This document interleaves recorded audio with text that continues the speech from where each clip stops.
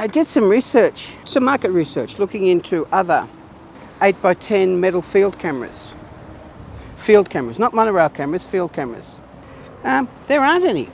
There is no equivalent 8x10 metal field camera to the Toyo 810M. None, not at all. There are a lot of wooden field cameras, Takiharas, I'm trying to think of it, Wisners, Takiharas,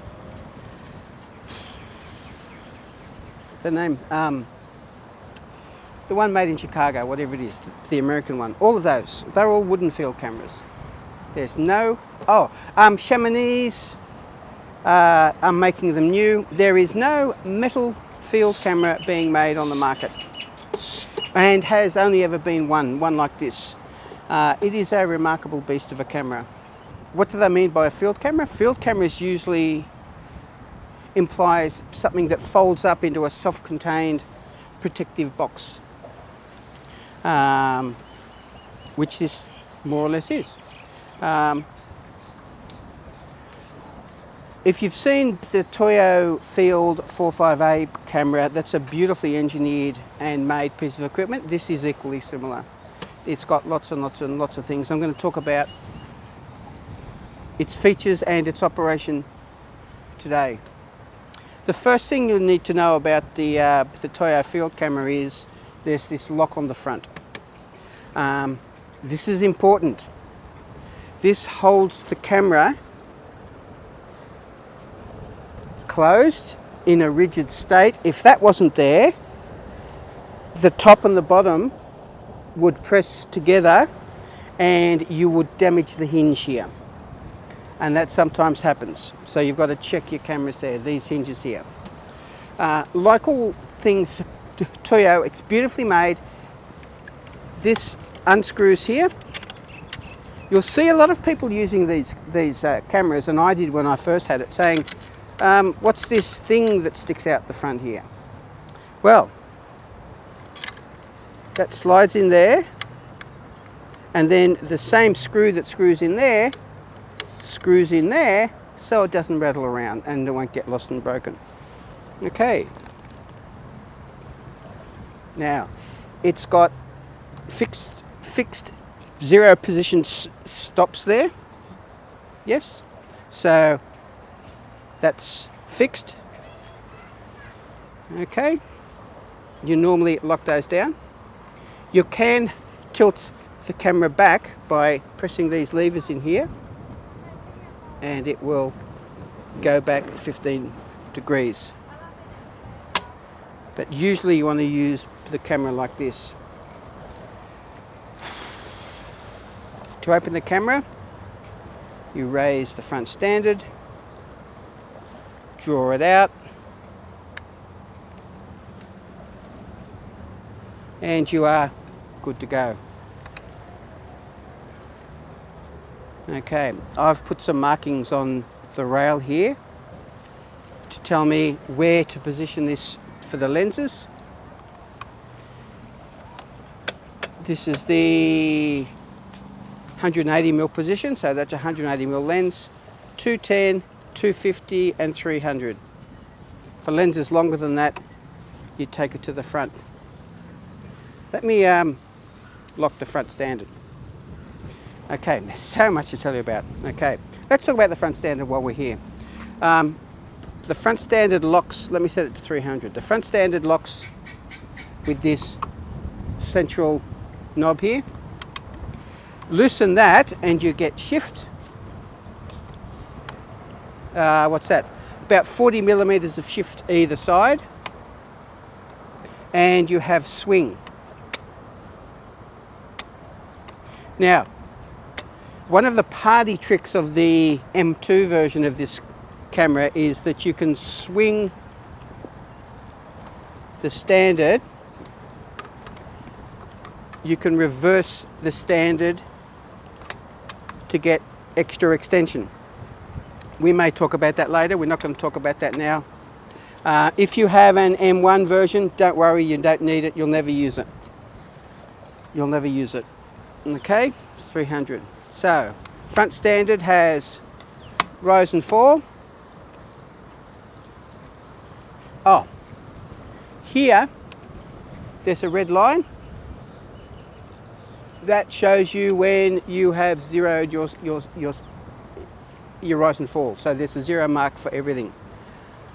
The front standard here has a 0 stop for vertical. Raise this and you can go further back as well. Okay.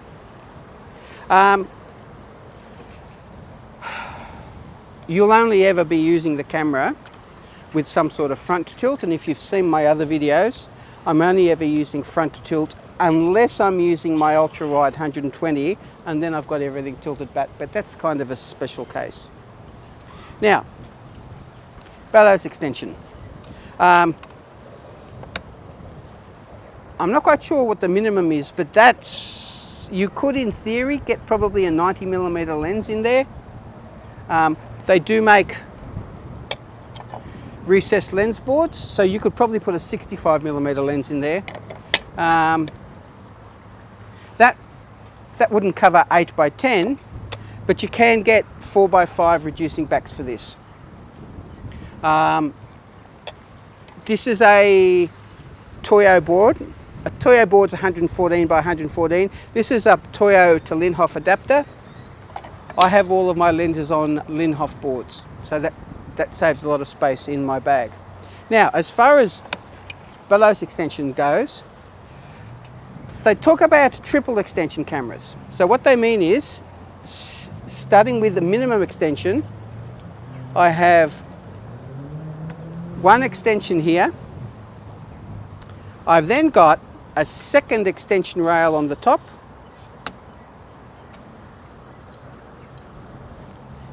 and the third extension is the focusing extension, which is here. That's over 800mm of extension. 800mm of extension. That is one of the Mark II version is one of the very few cameras that can use the Nikkor 1200mm telephoto lens. There aren't many. Oh, if you want to see maximum extension, now's the time I show you the maximum extension on this. This is where you flip this around.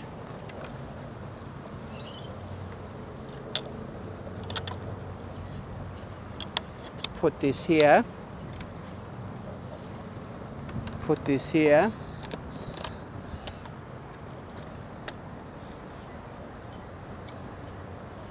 And we now have maximum extension, but note how much that's vibrating around. If I was using this for a long lens, I wouldn't be using this tripod. This is actually a middleweight tripod that I have because I'm not actually taking photos today and I didn't want to carry anything too big. Okay, so that's the Toyo Field 810 M2 at maximum extension there. Now, you'll never be using it like that. I've never used it like this. Okay, the way you will mostly be using this camera is with, for something like a 300mm lens maybe.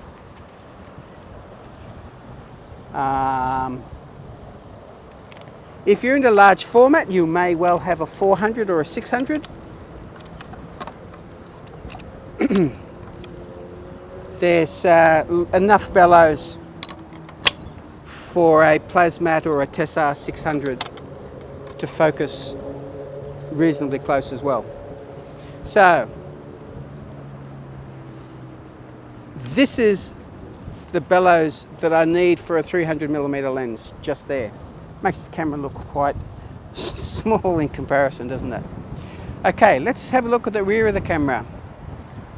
The rear has a little bit of shift, a little bit of tilt. Sorry. Let's have a look at the camera. The rear of the camera has some swing. Just a little bit of swing there. See that? I'd say that's 15 degrees either way, plus or minus. Swing isn't necessarily used a lot, but how you might use that is for what they call indirect shift. So you'd you'd swing the back there, you then put opposite swing on the front, and we've now effectively shifted the lens over some 20 or 30 millimeters, and if I apply more shift there, I've now got more shift out of the camera. So they refer to those as indirect movements. For most landscape, for most of your photography, you won't be using anything at all like that at all. Okay, you'll just be using the camera square on with a bit of front tilt. Like all of the Toyo movements, there is a lock for 0. There we go. Click and click, and we are locked in place. There we go. Okay, let's have a look at the lovely back of this camera. There is no rise or fall on the back, but that's okay because you've got nearly 50 millimeters of rise, 40 millimeters of fall, and nearly 60 millimeters of rise on the front. If you start needing more than that, then you really need to get a monorail camera or something. Okay.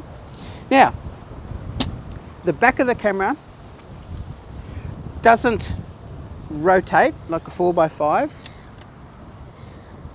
You unclip this, turn it around, and then you clip it back in. And I get scared every time I do something like that. When I first got the camera, I was concerned that these clips here seemed to be very easy to open and close, until I realized that they slide in and lock into position. So again, Toyo have really thought about everything. This is a camera made by people that actually take photography. Okay, let me put this back into wide mode for you. Okay, the other thing with the camera is it has what's called a bail back, which is where there are levers that mechanically hold the ground glass open to make it easy to slip your film holders in and out there. So you open the back, slip your film holder in, lock it, it would lock close like that. Take your picture, open it and slide it out. It makes it very, very controlled, very easy, and you don't move the camera around. The bellows, you've seen me undo the front already. The bellows are completely interchangeable. So if you find one of these with shoddy bellows, they are very easy to change, and you can buy the bellows already on frames as well. You can get bag bellows for it too. I've actually got a bag bellows. I've never actually used it. I've never really needed it. So not even for my short lens. Okay, let me put on a 300mm lens and I'll show you what it's like. Okay, this is the Fujinon 300mm f5.6. This is a big lens. This weighs nearly 1 kilogram. There are smaller lenses available and lighter lenses, but this is a very nice lens. Interesting, the smaller and lighter lenses are 2 or 3 times more expensive than this. This is on the Linhof board. This fits in here, like that. Open the lens. Can you see that? Yep, you can see that. Isn't that cool? You probably won't be able to see this.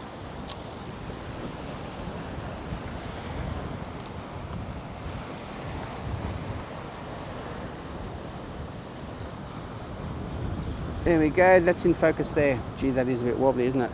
There we go. When focusing, the locks are here. There is one on each side, and that's a very solid lock. Like all folding field cameras, particularly wooden ones, care must be exercised when folding it up so that you don't crease the bellows. You can see there's a few funny creases there. Let me tell you why that happens, particularly with wooden field cameras. Let's go through the process. First process of closing the camera up is you zero everything. That's there, that's back. 0, 0, and no swing. Slide the standard back, let this float. Let your front standard float.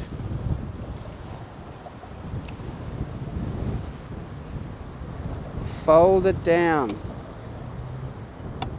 Now, let me tell you what not to do. Let's say I locked that there.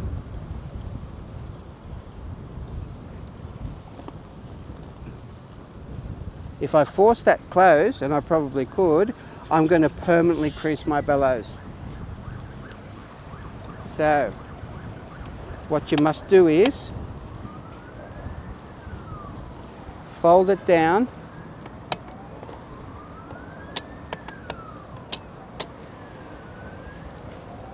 let it find its own place, and then put the lock on. There we go. Okay. Some people lock the hinges. I don't. I leave them unlocked because there's no point in locking them. If you do lock it and something happens, if that compresses, you're going to ruin your hinges. But I guess if that compresses, you've ruined the camera anyway, right? That's about it. The only thing to note is I've added some stickers onto my camera here with lens information, angle of view, well, not angle of view, full frame equivalents, and the amount of image circle that I have, the amount of movement that I've got.